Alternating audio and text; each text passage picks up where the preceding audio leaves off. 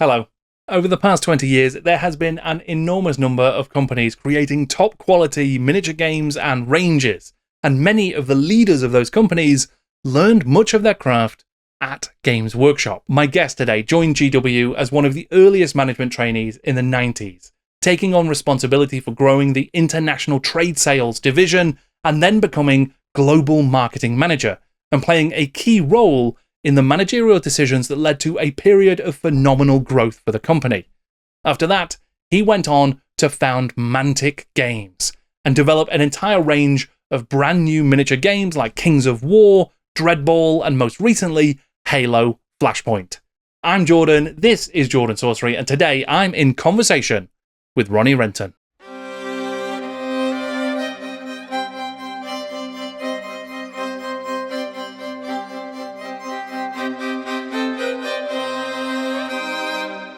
Ronnie, thank you so much for joining me. It's great to have you here.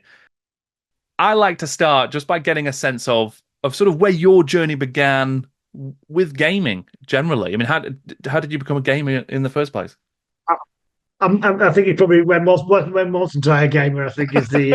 I remember getting sent up to my bedroom one time, and it was quite early, and I wasn't ready for sleep. And we're talking, I'm 5 or 6 years old or something. And by the time Mum comes on to check on me, I've got my Airfix soldiers all over the place. I had this very cool plastic cable car, which was a bit like the scene from I think the Eagles Dare, whichever one it was. And that I'd recreated that whole scene. So I was playing that, and the whole battle was going off in my head. so I never didn't play with plastic miniatures. Yeah. Always dressed up as a soldier. Always had a little hat on and running around. And so when the War Games Club at school, I found out about that. It was only reasonable that I finagled my way in there, and I think I don't think you had to go until it was a senior school club, but I found out about it when we were still in the junior school. So I was the first and only member that's ever been in the War Games Club from the junior school all the way through. So yeah, and then he gave me some Napoleonic rules, and off it went from there. Yeah. 10 years old. Fantastic. Yeah. So was it First dice historical? rolling, let's say. Yeah. Is that what got you going? The sort of historical side of things. Yeah, I mean, there was, back in the 70s, the world's in black and white, don't forget. So, there's not the choice there is out there these days, I can tell you. So, probably if D&D existed, I mean, it was 77, wasn't it? So 6, 7, 8, 9, 10, no one was playing it. It was only second, third year senior school that kind of product was about. Mm. So, it was Napoleonics, and the history teacher was the guy that ran the War Games Club. So that was what, and before I know it, that was my A level, that was my degree. So the two things kind of went hand in glove pretty much throughout. First Napoleonics. I loved the colour, the rank and flank. My painting wasn't quite so good then, but they were those little Airfix 172nd, the Waterloo set. World War II then came around in 172nd. There was quite a good scale of that, and there were some rules there. And then started discovering these other magazines like White Dwarf and other such temptations. And one of the guys there had been buying Ralpartha stuff. So at the end of each school year, the history department used to do a massive big diorama. I mean, they were quite bonkers when you think about it, but there was usually one or two historical ones, and then one or two from recreating the battles of Middle Earth. Right. So there'd be, I'm just remembering very vividly, but we did the Wolf of Quebec one year. So they paper mache, they built this huge, big, city on the top of the island. I mean, everyone was just going, and every lunchtime you just sit there and paint minis, black paint on them, and they had them climbing up the walls and everything. I mean, I should try and find some photographs of it. It's quite awesome stuff, and Yeah. the spectacle of those dioramas got me going. And I think that's probably how I found out about fancy miniatures. This kind of collection of them. I've still got some of the old Uruk Hai, the Goblin Archers that were the Ralpartha ones, the metal bases, somewhere down in the basement. Um, so slowly that started getting on the radar. Mm. Citadel Miniatures, a place called White Magic, and other world artifacts for the buildings, and there we go. And then slowly but surely, then it all began. Sure. Yeah. So if you're like reading White Dwarf, you're looking at the fantasy stuff, did that draw you into Warhammer at some point? It didn't exist when I started. Right. So There was no did that Warhammer. were Warhammer. did you end up with Warhammer after a couple Well, of years absolutely. or? So I had an order for Warhammer 3 months before it came out. I'd Oh right. pre-ordered it. So Wow, yeah. you can't have played Warhammer for longer than I have unless you developed it. So Sure. I started finding these minis, and I think I've not got my very first one. But I've got the first orc I've got over there Right. on my cabinet. And just the collection of the toy soldiers was awesome. And then all of a sudden, I found out about this game. I started to get to know the original Tim Wilson, who was working in their mail order department at the time. CO6, CO5, dwarves, barbarians, all that type of stuff. The catalogs, just the pictures. And even though White Dwarf at this time was entirely really dedicated to role play Mm. games, I was always seeking out the miniature articles, Right. and I still got issue 53, which was the first one I bought live. As it came out, I went and bought some others forward ones after that, but that was the first one. And it had this huge article about like battles in Lord of the Rings and siege towers, and it was the Oh. miniatures that appealed to me. I did role playing, I did it later on. It was okay, but it wasn't my first deep love. My love was always the soldiers, the miniatures. So when Warhammer came out, had a pre-order for it. Little black book, the forces of fantasy, Huh. typed out little armies, and that was when the kind of army collecting really started. Amazing, yeah. So playing from day one with the Warhammer Yeah, Fantasy. yeah. I think I've got them all up there on my cabinet, and then it morphs from Warhammer into Kings of War because in some ways I feel it's like the successor of Sure. it's the successor journey for that Yeah. product. And Leslie and I worked on a fair few editions of that, and then obviously we moved to King's War. So deep down, the love of fantasy has always been one of my primary um, passions. Bugman's Yeah. Dwarf Rangers and Brom's Goblin Guard were an absolute revelation because also that was when you. I mean, I loved in the early days they had the head swaps. The Perrys used to do the dwarf warriors, and then you'd have the head swaps on them, so they were roughly in the same pose but all unique and different. And Mm. I thought that was just cool the regiments renown were a bit more. Was the Chipper was the Bugman himself, standard bearer, musician, and hero. Mm. I'm fairly sure the hero was an add-on, just so they could get a bit more money out of us all. But then the figures were exactly in the same pose in the the Dwarf Ranger set. So Mm. the really early stuff I thought was even cooler because it was each figure was similar, so they were a regiment, but they were unique. He's smoking a pipe, he's got long hair, he's got short hair, he's got a big beard, he's got a short beard, Mm. and that was probably that attention to detail compared to Airfix Plastics 1/72. Yeah. Yeah, if you wanted the same pose, you had to have exactly the same figure because one was shooting, one was kneeling, one was running. Sure. So yeah, so that was kind of the 80s. I got all my mates into it. Started buying direct from Games Workshop. It became a little trade account. So the business side started bubbling up quite early on. So yeah, and then the War Games Club got entirely took over by Games Workshop and Warhammer, and that's what we were all playing and buying. And then the history teacher got cross with me because no one else was doing any history stuff anymore, and we had to make a concerted effort to bring the old War Games back. That's great. So you say you had a trade account then, so were you selling to your friends then? You were like Yeah, buying in yeah. bulk. So I went to my dad, and my dad had his own business, and I said to him, Dad, all my mates are doing it, and the GW stores in Manchester is 20 miles away, so you could get in there once or twice a year. It just wasn't. We didn't go to Manchester very often. It was a high days and holidays.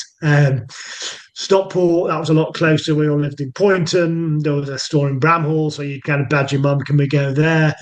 There was one in Stockport, was always rubbish. They never had the right stuff. They always had just all the wrong kit. You Mm. couldn't get the new releases. So I started buying direct, and I got to know a guy called Tim Wilson. I phoned him up, and okay, what's coming out? What's new? Um, and then all my mates were, I said, well, so I went to my dad and I said, right, Dad, Because they said, oh, they need 350 quid for a trade order, Right. which this is 1984. So, this is, a lot of money. Sure. Dad says, well, you need a business plan, son, for £350, a lot of money. I said, well, okay. I will buy the stuff from Games Workshop. I will sell it to my mates. I will give you your money back, I think he was like, well, that's not really a business plan, but there we are. So I suspect when he gave me the money on the Thursday, I got to use the credit card.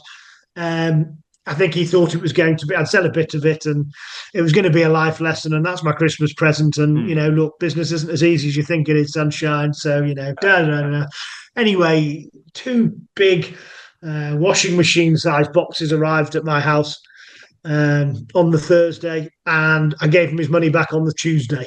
Everyone was, because of course I knew what everyone wanted. Everyone hadn't been able to get it for ages. There was a discount for them because they were mates. But that was the money, and then I had to do one more order, and then that was it. We were up and running. So amazing. Yeah.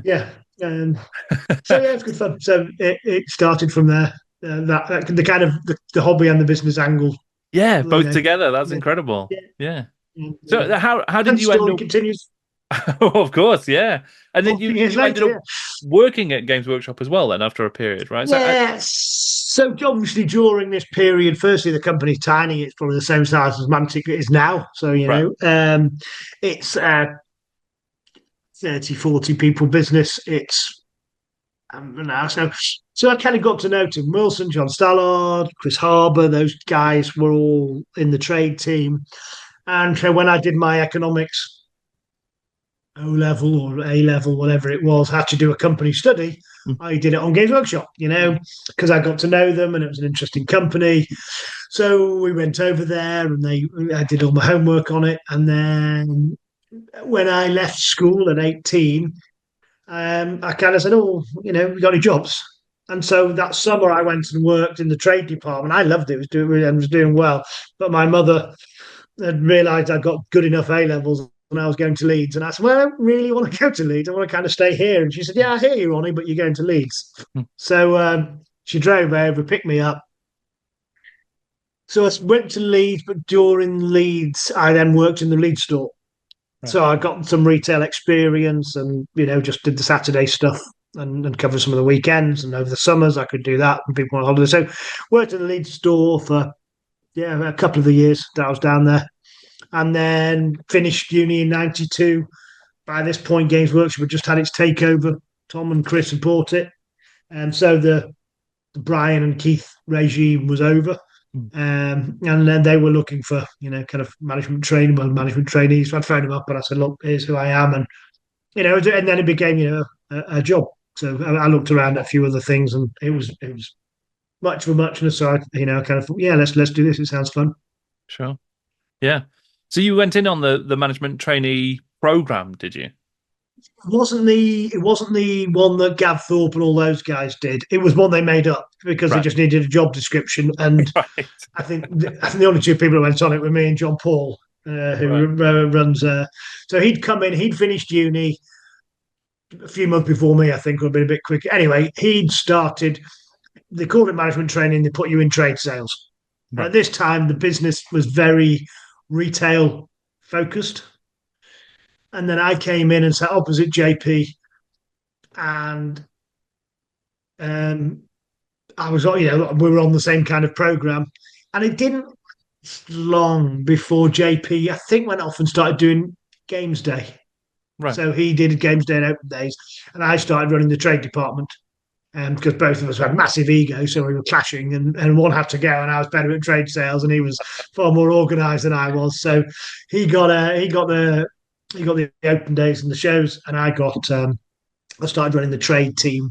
And because I'd been a customer, I could share my frustrations as a customer with the current strategy of what the company was, and in many ways, people might disagree, but they were kind of messing around with trade sales because it was all about retail, and they were growing retail sales and other. But the problem with retail is, you've got to find a shop, you've got to staff it, you've got to put it all in. It's quite a slow process. So a lot of the management effort was maintaining the installed base. And then there was, I think, Tony Kosher at the time was looking for new stores. But I can also, but it's fine, but if you live in Bolton or Stockport or Poynton or Macclesfield or anything, you're 20 miles away from a shop. And Mm. even if you open one in Stockport, it's not going to help the guy in Bolton. It's not going to help the guy in Macclesfield. So I started talking about this strategy of let's have a store as the kind of inner keep and then surround it in towns that are the next level down by giving good trade support and good trade customer. Right. Um, so we started having a team of 2 UK on the road and 2 on the phone, just looking after a customer base of 100 UK customers. And because it was really starting to kick up, and people would get, and it wasn't seen as competition because the stores could run the demo games, but people could pop in and pick up their new releases in Mm. a far more convenient way. And so that was the kind of strategy, and it was born out of the fact that I'd been a customer, and I could address what the shortcomings were of the retail model. Sure. Yeah. Yeah. So that was the kind of early mid '90s, and Right. then we rolled out from just doing the UK to running all of the sales teams that were based in HQ. So we had Scandinavia was run from there, Mm. and that's where your Jonas Faring, later of Army Painter fame, joined the Right. company. So he was a painter, and then he spoke Danish. We were like, "Get in here, get on the phone." Um, I don't want to. Yes, you do. Definitely do. He joined, so they had a Scandinavian session. Then we got Germany going, and that was Germany and export sales were all run from the sales office up at Chewton Street, Mm. 10, 12 guys.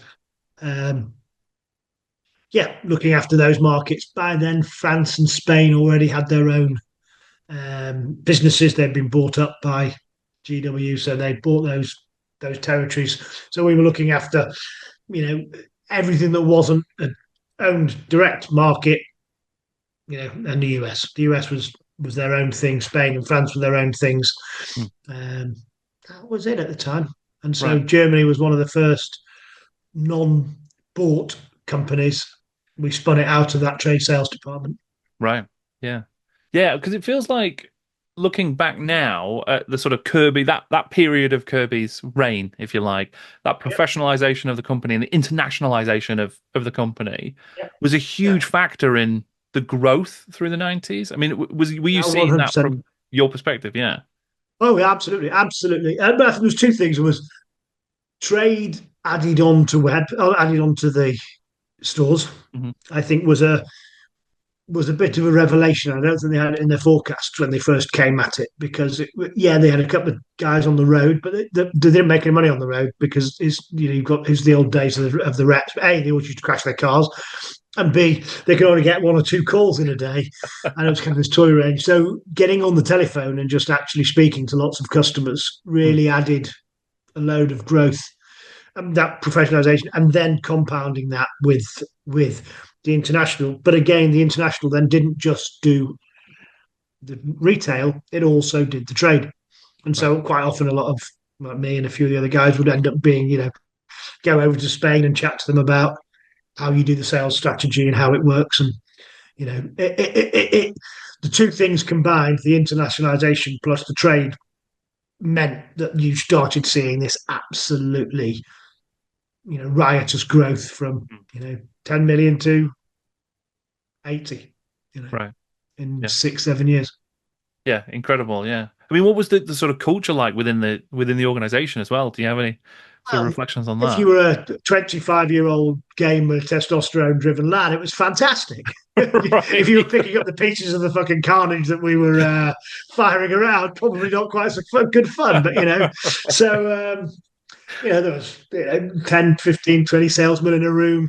Mm. It was young. The growth was coming.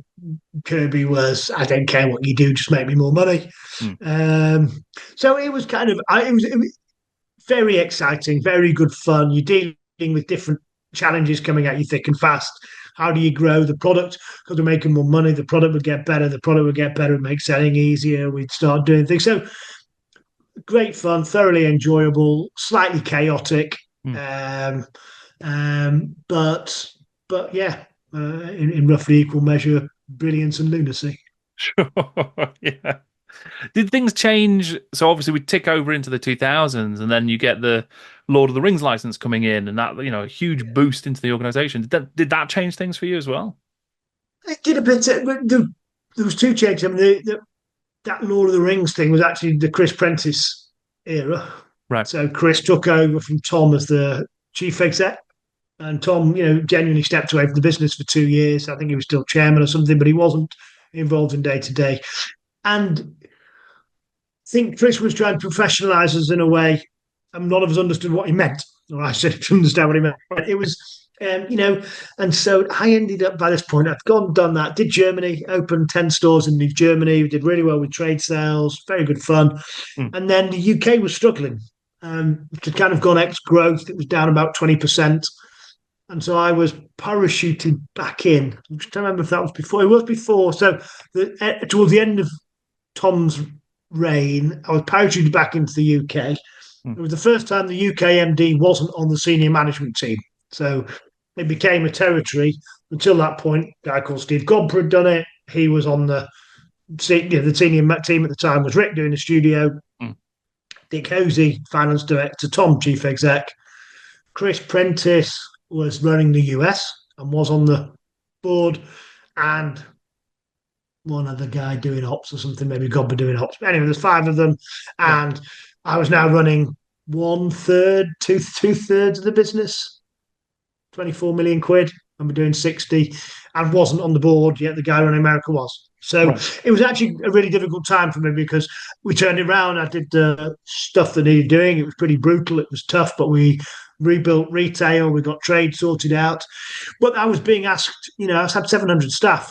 And so things like HR and a 28-year-old guy coming from running, 20 people to having to have structures and recruitment managers and policies and So on the business side, I was fine in terms of sales, but in some of the softer skills that you need in an organisation of that size, I was starting to struggle. Right. I didn't have the route, and then the regime changed above. Chris came in and really wanted that stuff to be taken seriously, and super clever guy. But I'm at my capacity, and you're trying to tackle and learn new things at a time when keeping hold of the wild horses. So that was probably the hardest period of my time at GW. Yet also, the time you probably learn the most, and we're tackling the biggest issues. So we're now talking. So the Lord of the Rings, was I still doing? I think some. So what happens around that? Around then, I ran the UK for 2 or 3 years, and then we split the UK into essentially exactly and only the UK. And a guy from Boots came in called Mark Wells, and he was a retail guy. He'd done their international. And this was the year of the era of the Boots guy. So Tom came back, Chris left, and it kind of went to old school, but changes had to be seen to be done. So that job got cut in half. Mark got the stores and the UK sales, and I got all of Northern Europe, all the export markets, and I started running those. And at the same time, I did an MBA down at business school. So I was aware that I was being asked questions at that time, and I didn't have answers for them. I'd had a terrific 10 years. If I wanted to go on and be a big cheese at Workshop or wherever, actually, the biggest company I'd ever worked for was Workshop yesterday. Right. And the biggest company I was going to work for was the one with Workshop tomorrow. Sure. So I thought, well, if I'm take this. So actually, and then things really started to click in terms of building the team. Went from being intuitive to being a bit more scientific. And I think while we'd had great guys running hard at it in the UK and we were doing our best, by the time I started at Northern Europe, we were really building an absolute top draw team that were very good at their jobs. And we had measures in place. We had strategies in place. This was the time of the Bo Tolstrup, who was the other half of the genius that's the army painter. So, that's when I got to know him. Steve Morgan, who's, head of sales over at Warlord now. This was the team we really started when we pulled it together, and we were doing as much money as Germany was, from the Scandinavian nations. Jonas and Bo were having the partnership program. They were having events. So, Games Day was becoming this sales event, and I forget what Jonas was calling them fanatic events. This was the 100 people turning up, rolling dice, playing games all weekend. Right. Jervis had been doing better than that in the UK, in fairness, but this was really external people doing it, and really seeing that hobby kicking on. Mm. So great fun, exciting, and a time when my professional skills kind of married up with my enthusiasm for the hobby and the business. Sure. Um, um, Leading to then the head of global marketing. Sure, yeah. Yeah, I mean, I'm curious. You sort of mentioned there that relationship almost between the hobbying side and the business side, the sales. I mean, I imagine this is very true even now across the industry and Mantic as well.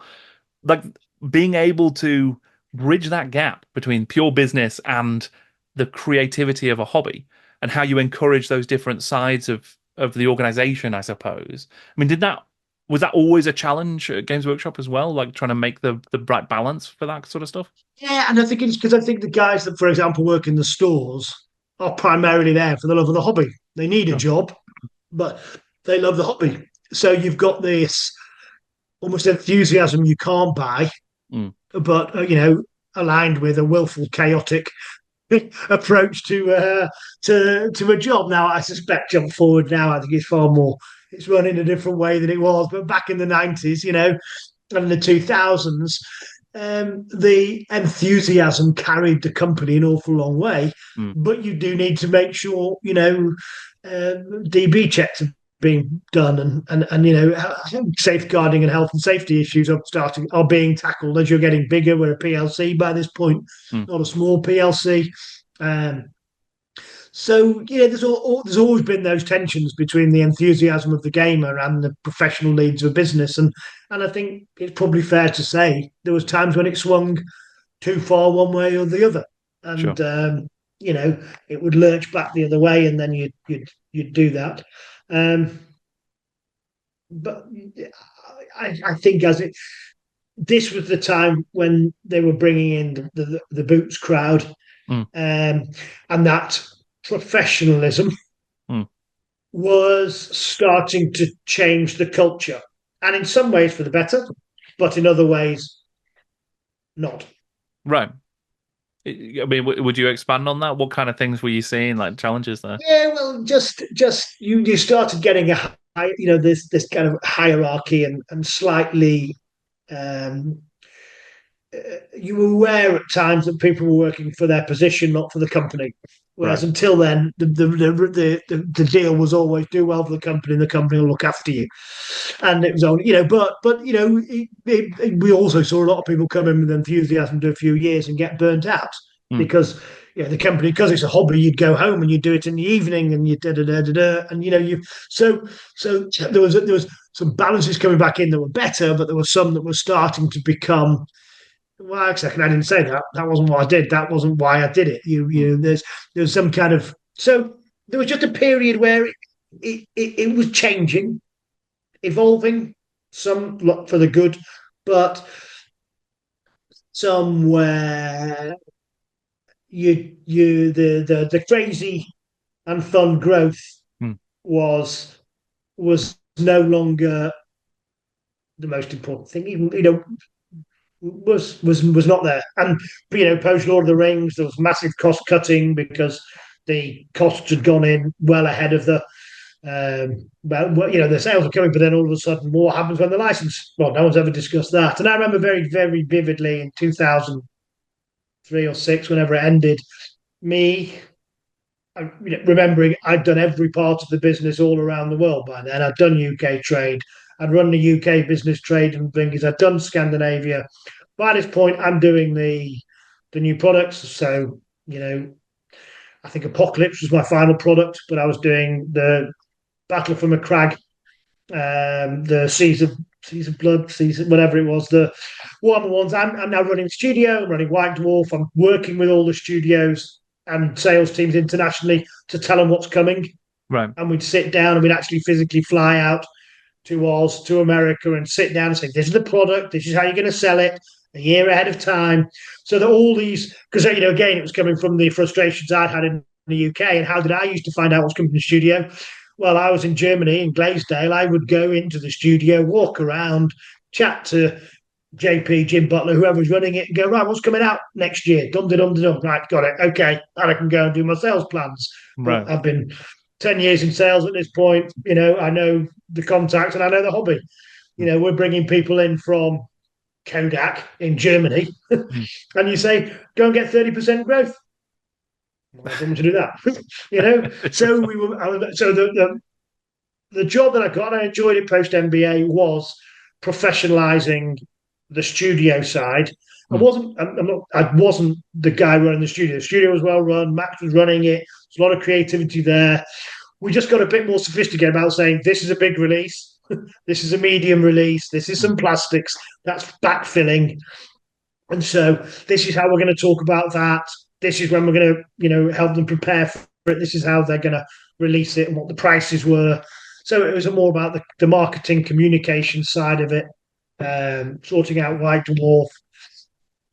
So really good fun. Really enjoyed it, and I think they're still using some of the 4-year cycle that we built at the time. That was roughly, and I remember being in a meeting where I was talking about how many man years were in each project. How many man years we were putting on each given project, and this is at a time that Paul Thomas is trying to shave seconds out of the paint packing, because one of the top selling lines was the paint set. Right. So he's talking in matters of seconds, and I'm putting man years into projects. So new edition of Kings of War, Warhammer, would be 2.3 man years. Right. So it's 6 sculptors for 6 months, 3 writers for 5 months, and so if we're putting on that costing, we've got to be selling this much to get it back. And that was some of the kind of structure that was now going into the release edge, as opposed to this will be a cool project, or this will sell that much, and so on and so forth. So yeah. But this is that's alongside that. There's cost cutting. So I got distracted. The end of the Lord of the Rings cycle, I said we're gonna shrink. Don't be so stupid. What do you know? And I had no dog in that fight because I'm running the studio. So I'm like, I'm looking at it. I've got a group level job at this point. There's me, there's Mark Wells and Chris Bostock and me running all the sales divisions. So I was doing the product. They were running the sales team, and then we had Paul Thomas running the manufacturing divisions to produce it. And so we would meet with them, and we had a HR director as well, and so on. So, but I'm sitting at the group level. You want to level up. I'm seeing the forecast coming. I'm going to go, and they were all being very cautious. And I was saying, we're gonna shrink. There's just no two ways about it. I've seen the pattern. Colin Goodwin, who was doing global forecasting, came up with the same answer from the sales side, and Nick Unit, who was doing the global forecasting on the manufacturing side, looked at it and went, and all three of us independently went, sales are going to shrink. And we got voted down. Shut up, you're being heretics, don't say such stupid things. Everyone go and get your sales forecasts up 20%. Right. And I think it was the fear of the city. And that was when the message came down. So then we were, okay, if we're going to grow, we need to spend more money on salesmen and spending. And then literally metronomically exactly in line with the Lord of the Rings, the power. Bang! Spain went ex growth first, 20% shrinkage. UK, Germany was the dead last. I remember being dead last because they got on that pipeline last, came off at last. Then you've got the real pain where the spend's doing that and the sales are doing that. I think it might have made its first loss ever. They certainly borrowed some money that they'd never done before. Right. Real tough clean out, and probably learned more in those 3 years than we'd learned in the previous 10. For all the joys of the growth, those last few years of growth were just comedy. I mean, money just flying in and no right to grow. We've got 72, 80, 85, 110, 130, 152. Bang, 120. Right. 30 million of sales gone, overheads coming out. Got to survive, got to sort it out. So that was when the product was starting to get sorted out. I think I ended up, my final project was taking all of the metal blisters out of the stores because I'd realised there was so much cash tied up and the range just didn't sell. And I had an analyst working for Mark, came and worked with me at Mantic as well. And we just looked and we said, the stores are all configured wrong. They were all configured and they were all rolled out in the 90s when 70-80% of your sales was blisters. And now it was all plastic box sets. And so we did a big project, brought the metal back, rolled it back out again, refitted, started the refit project that I think Alison then went on and did later with the team. But I took £10 million of stock out of the retail chain and was just doing those kind of things. But by this point, the share price is there. There's no appetite for growth. Tom just wanted to consolidate what he had. The message came around saying, there's no longevity in licensed products and miniature gaming. Look, Lord of the Rings. I said, no, okay, I'm not sure I agree with that. Not sure I agree with that. It might not work when your business model is 300 stores around the world and you've got shareholders that are owned in the city and you need to grow earnings quarter on quarter on quarter. And you can't go and enjoy the upsides and then ride out the downsides because you're organised and done, but if you're a small, nimble, cool team of ace dudes, maybe we could go and get some cool licenses and do something. So you can see where this is going. Indeed, yeah. I mean, so was it this period then, that kind of, well, not quite cliff edge, but very sudden change and almost a cultural shift again? Is that what led you to want to move on? Yes, well, it was the when we were in it and sorting it out. There was still the loyalty, and I think it was there. It was post that when it was very clear they were going to do 120 million a year. The only thing that was going to change that was the exchange rate. The biggest effector of profit was the exchange rate this time. Costs were coming out, everything was getting controlled. There was no appetite for growth. Tom just wanted it to pay a dividend. I'm speaking out of turn here, but the company was paying very big dividends, and that was the mentality said to me that fun ride that's you've now got this monolith and turning it around is difficult. It's no longer a speedboat. It's 300 stores. There's 2,000 staff. It was what it was. So I just went, well, is that what I want for the next 30 years of my life? No, it's not. Categorically, it's not. And I thought, well, do I go and do something else in some other industry, or is there space in this industry for something different? And it was always, I wasn't going to just be one of these kind of bottom feeders that was going to just some of the 3D printers that are just making GW product by another name and living off it. I said, no, we're either going to create something different and fun, or I'm going to go and do something else in a different industry. I don't, but I can't. Once it had got flat and I was seeing the pattern, and each year was put your plan in, do this, do that, do the other, thinking, I'm not sure I've got 10 more years in me doing that. Sure. And by this point, that was starting to show. I was starting to become not a heretic, but the studio was sorted. I'd sorted these other projects out. I was starting slightly getting marginalised. Yeah, maybe. What was the next thing to do? What was it? I don't know. So, I think probably if I had an epiphany and decided that I could do it, maybe US or something like that. But as it was, it wasn't the GW that I joined. Sure. Yeah.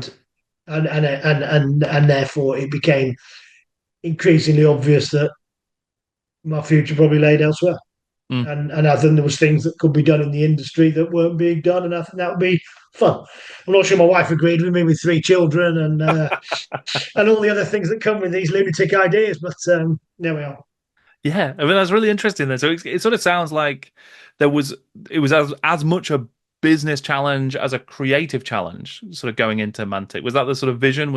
Yeah, absolutely. I think the idea is pretty easy. It's turning those. I mean, I thought when we were sort of Mantic, and there was quite a lot of disillusionment. These times this was those 6 monthly price rises, annual price rises. We're done. We're done. And so people were getting pissed off, and growing up, I'm now that age. I was 38, so I'm in my late 30s. I've been gaming all my life, and yeah, it was steak, but how about pizza? How about something different? They were retrenching away from specialist games. I'd worked with Jervis on those, and they were getting less and less popular.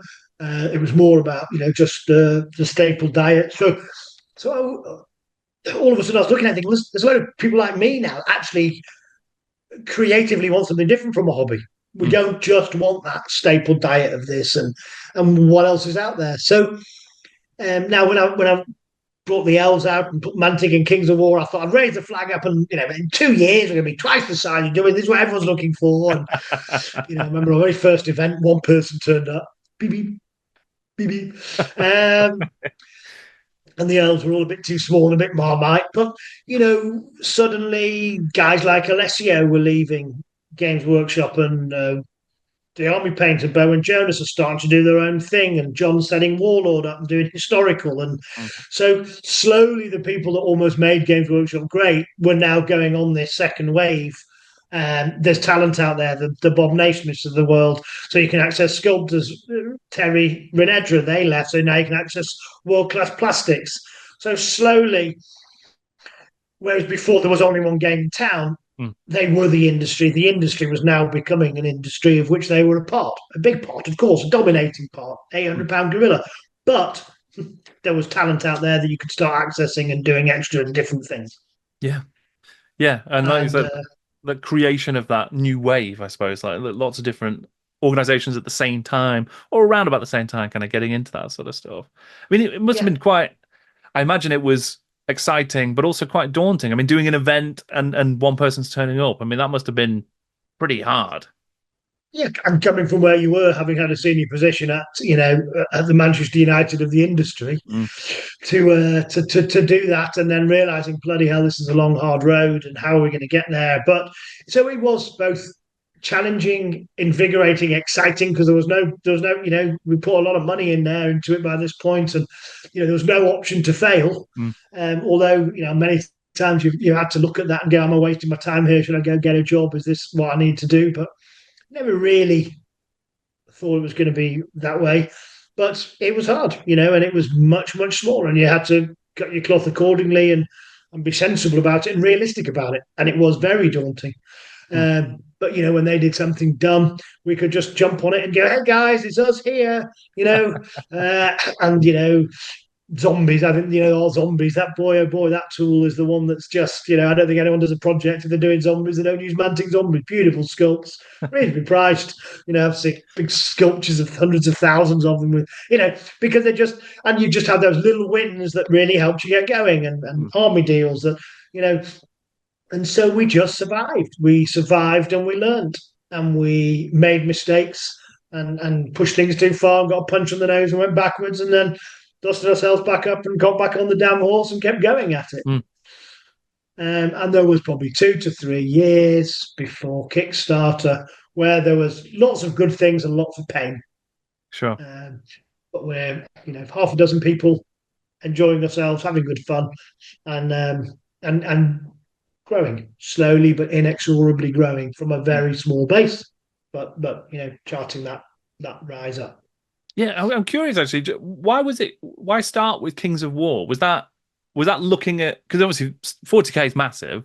Warhammer's Yeah, not quite as big, and if yeah, anything, is getting smaller.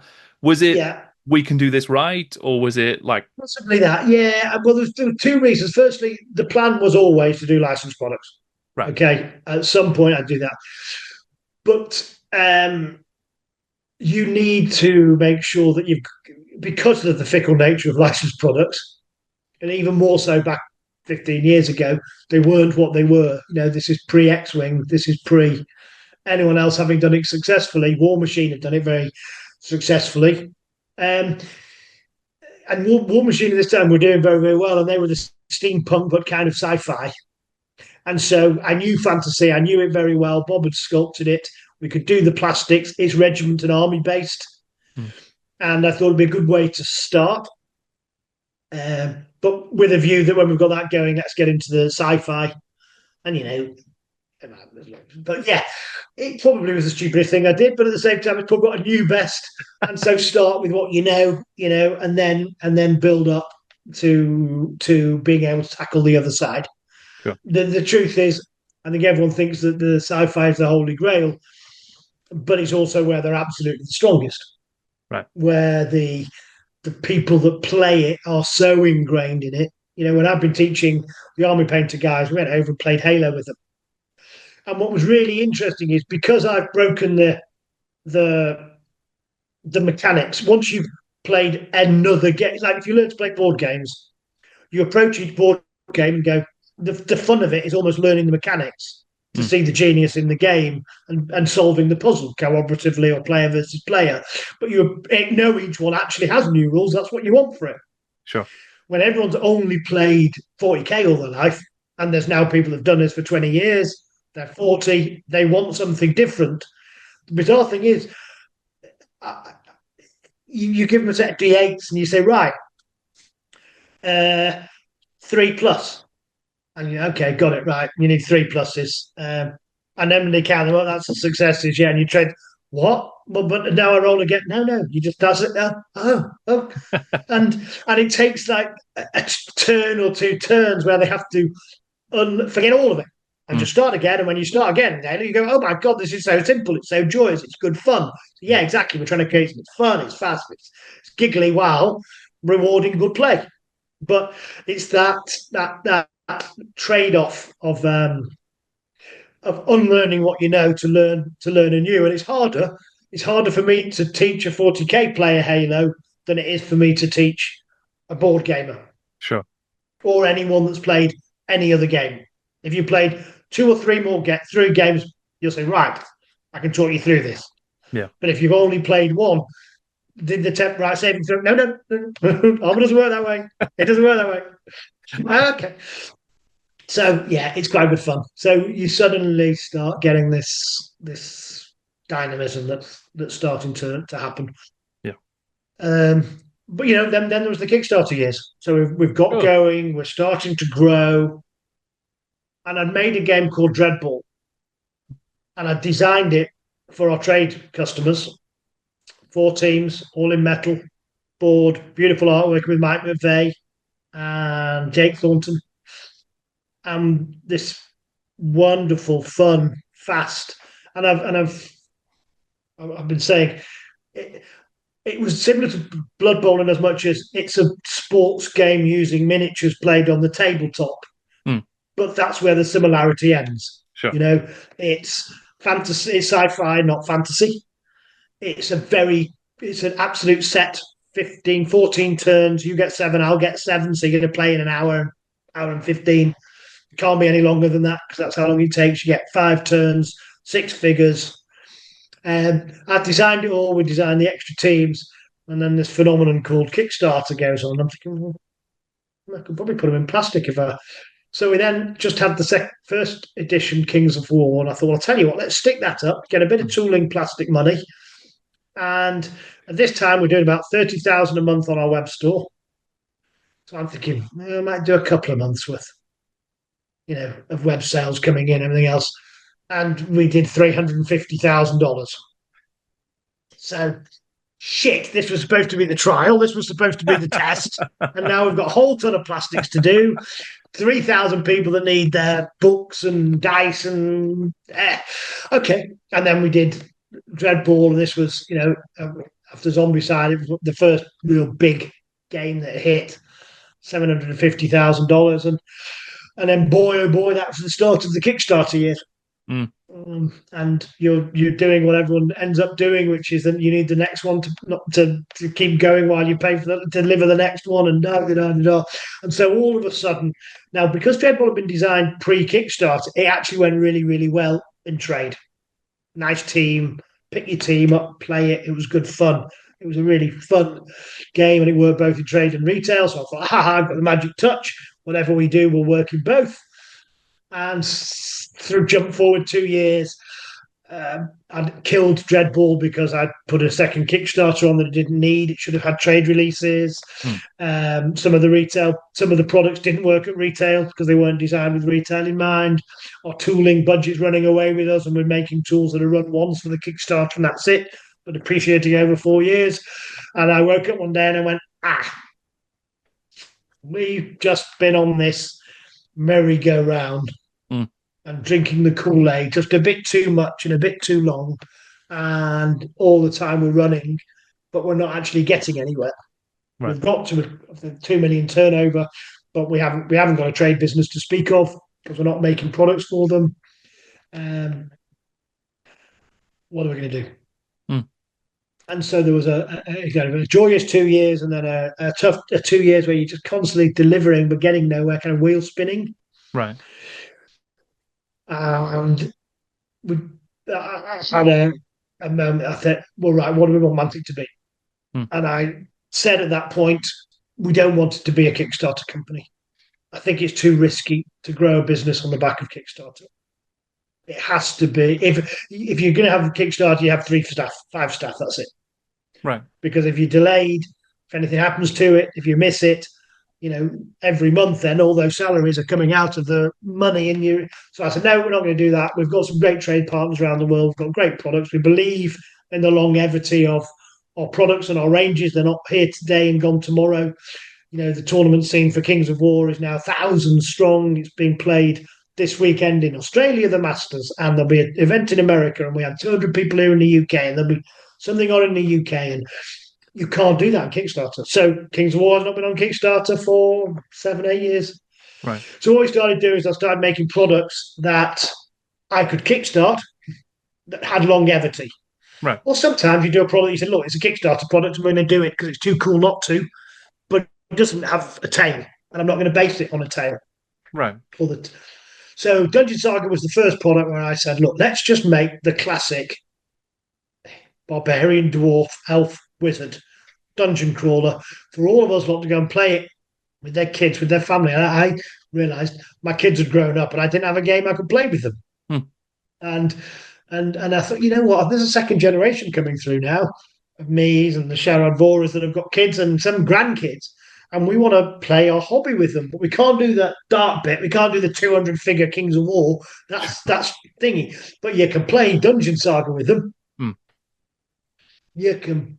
So that's when we kind of really started using Kickstarter to help make products. We put the Dungeon Saga in that beautiful, cool book box, and that was for retail. I mean, we didn't need to do that for backers because we've got their money, but we put it in there. Then it's on the shelves, and people are building up their Dungeon Saga, hence the name Saga.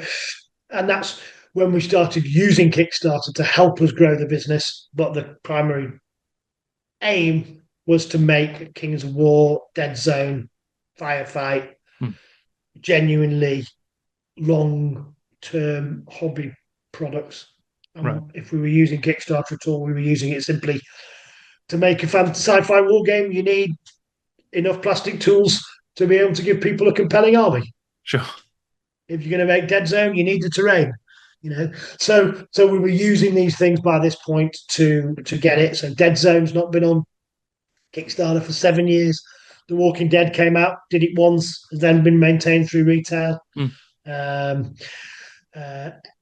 Our Epic game that we just did in February this year is coming out next year. That one is a one and done. We've done the plastics on it. Now it'll be maintained, digitally and online.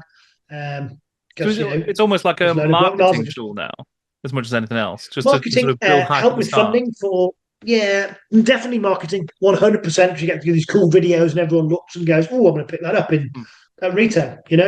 I build the retail product and then add things onto it for the Kickstarter. So Worms, we designed the retail game, which was just genius and it's so much fun. I designed a retail game and then what else do you want if you're a nutter? I want this, I want 5 and 6 player, I want the mat, I want the thingies, and I want shit tons of worms. I don't need them, but boy, do I want them. And, you end up with... And because we're all completionists, you just get in one joyous box the whole worms experience. And, you've got all the cool and varied worms in there that you then plug into the coloured thingies, and I'm red and I'm blue and everything else. But anything, it's £100. There's your Dungeon Saga. Mm. Origins, this genuinely is the one you play with your kids. You've got your first 10 missions are against goblins, your next 10 missions, no, the first 10 are against undead, your next 10 are against goblins, your next 10 are against Twilight Kin. So that's when we're introducing some Mantic Panithor Right. IP rather than your classic. But you start with Skellish, you go to Goblins. Everyone knows, beautiful sculpts. Here we are, all the stories. Your characters develop as you go through the game, and suddenly we're doing products that just aren't out there in a way that lead anywhere. From licensed products, that's great fun. It's a war game. Just don't tell board gamers that. But it's a war game that goes horribly wrong every time you roll a dice because your worms screw it up and drop the air missile on your own thing, and the oil drum blows up and therefore bounces you onto the mine, which blows you up again and bounces you. Hilarious comedy gold. Well, I'm curious about So the license side actually. Just on that, you mentioned obviously there was the almost that cultural change at GW about Lord of the Rings, and maybe there isn't this kind of long life in licenses, but then you've made that a key part of the Mantic strategy, right? So how are you approaching that? Like, are you planning, okay, we're going to do Halo and it's going to be 10, 20, 30 years long license, or are you sort of tackling it in a different way? yeah, no. So I think alongside now we've got an established core Mm. that we can maintain. We can have fun. Now, Worms is a game where we've done everything we can do for that license. The Right. longevity in it will come in the fact that people remember it and love it. But board games do have a kind of shelf life. But as long as we can, run a print run, I can see three more years. We've already sold out of the first print. We're doing the second print run now. It'll be available next year. It's good fun. People come to show, oh yes, it's got a great, read on Board Game Geek because it's. So those are things that I call them, kind of wonderful, joyous projects, Mm. but they kind of have a start, middle, and end. It starts with a cool Kickstarter. We can do everything. We can release it. Fun things come out, but that's where you're at. On the other side, you've got something like Halo. And so this year, we've done Halo, and it's going to be hitting shelves. It's going to be in retail stores anytime soon. Ladies and gents, go and give it a try out. I think end of this month. Right. 4 minis, carved terrain, 2x2 mat, but a proper war game. It's based on the Dead Zone game, which is a hardcore war game. We've just made it faster, more fun. I guarantee you, in your first game, you will have a laugh out loud, oh, wow, moment. I think that's cool. I think that's kind of what our hobby sometimes can get a bit po-faced around and a bit miserable. And when you're taking an absolute pummeling in in their turn, you're thinking, what am I doing here? I'm just standing there getting punched in my face repeatedly. It's not fun. And so we've purposely kind of skewed away from that to have creating this fun. But there's such a big universe for us to mine there. Mm. It's a hobby project. It's going to be years, and there's many places we can go. And we've got, do we want to go that way or this way? And that's the discussion. But right now, what we've picked, I think, is a wonderful recruiter. It's a wonderful way for people who love Halo but not played board games to play board games to play a miniatures game, hardcore miniatures game to play a game the night before they play their weekend of hardcore miniature games because they'll just get it. Once you got it, that's just good fun. Tuesday night, yeah, you know what? Let's all do some Halo. 4 figures, yeah, I can do that. Oh, there's going to be releases will come out. Jump to the other end of the scale this year. We've done our epic game. It's 8 mil. There is 8 plastic armies, the rule book, and on the back of that, there's already 82 codes for super heavy tanks. And that's where the real fun comes in because now I'm playing a massive battle, 3,000 figures, and I'm playing it in 3 hours. But if you think of the spectrum from 4 men with launching with 4 or 5 SKUs and probably only 20 by the end of next year through to 100 on launch. Right. Because if I can't build my whole, Forge Father army, I'm not doing any of it.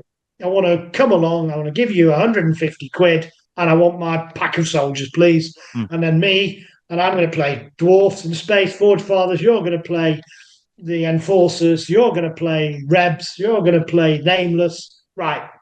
This is our 3-month hobby project, lads. Let's get it done. Yeah.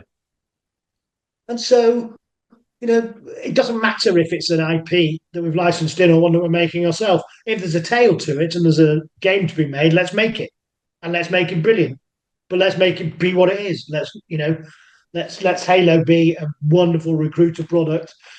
Let Epic be the Grognard's, 2025 project of depravity. There we are. Lovely. But I think that spectrum is where Mantic lives. Right. Epic, Kings of War, Dead Zone, Firefight. And then we have these fun things outside it, probably in front, like Worms, where we come out and we do something really good fun. It opens doors. We can work with different partners. And we're putting a miniatures board game into the board game space. Sure. But it's an away fixture for us. Yeah. I was actually quite... I really like the look of the advent calendars that you've done. That's because, again, that seems like a really fun, accessible way to bring people. It ticks a couple of boxes and has quite a broad demographic, I'd imagine. And we're now at the stage where the barroom brawl is for D&D players, 5th ed, and your wife, partner, girlfriend, boyfriend, whatever, doesn't know what to buy for a hobbyist. Just don't. You go to your room and you do these things. I have no idea what to do, but advent calendar, I can get him that. Yeah. That's cool. I'm acknowledging that you're doing weird things in the basement, and I'm telling you I still love you for it. So here's your advent calendar. So this year, and then we've done a sci-fi one, which is the Lost in Space Patrol one, which again is just a joy. And then what we're trying to do, and everything from Worms, from Halo, from that, we're trying to create joy in our hobby. And I think that's what does Mantic do? Well, we spread fun. We sell fun.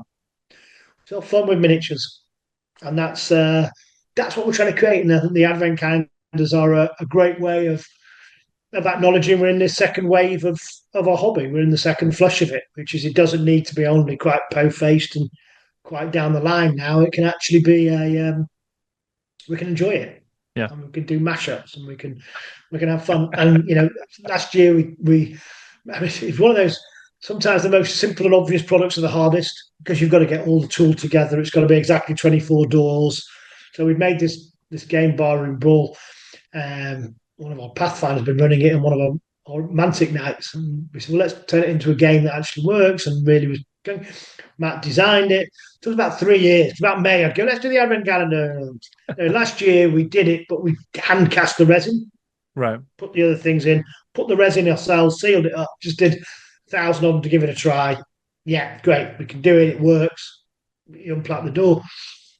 This year we've done the 2, and now the plastics in the barroom one are plastic. The miniatures are plastic. The whole thing comes sealed, and we're just learning things as we go. Next year we're going to have 2 more, probably licensed ones as well. Right. So we're going to have fun, and each year there'll be a new one to pick up. So there's always one you've not got. But we genuinely see that as a every year perennial thing that's going to come around, and we'll be slightly creative, but also there's a lot of people that don't have the Barroom Brawl one. Sure. In fact, the majority of people, majority of the time, have never even heard of it. So let's keep making sure that each year that comes out, and there's millions of D&D players. It always starts in a tavern. Yeah. Amazing. Yeah, that's great. Is there anything else that you can share with us that you're sort of working on for next year that's exciting, that's coming along? Yeah, I mean, we've got great releases for Halo. We've got the tail, so we're purposefully not going at it with Walking Dead because it was on Kickstarter. What started as a lovely 2-player set and 50 quid and Rick and Carl and a few baddies against that. By the end of the Kickstarter, already had 4 waves funded. There was probably 40 SKUs, 6, 8, 12, 40, 30, 40 SKUs. And also all of a sudden it's quite an intimidating game system. There's quite a lot coming out for it. And so we're purposefully with Halo going a little slower to give as many people the chance to just play the basic game before we start putting rules in it for points. So in the first game, very, very complicated army building system. Very complicated. I have 4 guys, and you have 4 guys. When one of yours dies or one of mine dies, they respawn. So the game is always balanced, and what you're trying to win is for kills. So you play the first few games to kills. When you've got that, right, let's play oddball, let's play capture the flag. You move the terrain around. When you've got the hang of that, great. There's item drops. You pick cool things up, hand grenades, medipacks, extra ammo. Then you can add the cool weapons that you run over and they spawn in certain places, like in the game, and suddenly you've got a grav hammer, but you've got to go get it. And so you can play this a lot before you need to start getting into the stage where you go, right, let's do some army building. You can just enjoy it. And I think, so we've got 5-6 months where we're doing that. We've got the neoprene mats coming out. We've got terrain coming out individually. We've had to reprint already the core game because it's already sold out from our own website and that. So, we've already reordered some. There's a second wave coming in March. It's in German. The German edition is coming out. There's a Spanish edition coming. There's a French edition coming. So, but then they're lovely. Right now, let's introduce points. Let's let you buy the grav hammer. Let's let you buy a better sniper rifle, the spanker. Let's give you a bit of room. Still full. Here's a few new missions. Right, you can now start taking it down the route of a more competitive game. You can also just add this to your games. You can make them bigger. And then in the middle of next year, training is over. Spartan, you are now being deployed to a war zone. Let's go fight the Banished. And in the middle of the year, we've got the Banished. We've got another faction coming. So, that's kind of the core. We've got a system, Kings of War Ambush is coming, which is, what's the hardest thing about Kings of War? Not giving us 150 quid for a box full of soldiers. So once you've got us 150 quid, we're not going to see you for 2 years while you build it. Sure. And the chances are, sometime between the enthusiasm of buying it and the reality of building it, you're never actually going to play Kings of War. So we've got an ambush system coming out, which takes units on bases. Hero, is the kind of guy you hang on to. Couple of units to build, and you're up and playing. Add a couple more units, you're up and playing. And therefore, we're really just trying to just do that intro into what is a very, very cool game. It's very good fun. You're playing it in an hour, but we're just trying to lower that hurdle to getting started, because that's the hardest bit of it. Yeah. I had to do it with Vanguard, but didn't pull it off. That's where you say you learn things, because that was in there.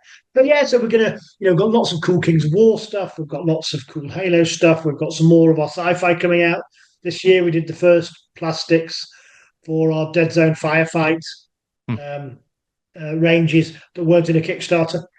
We had the Matsudan coming out, giant lizard samurai. What's not to like?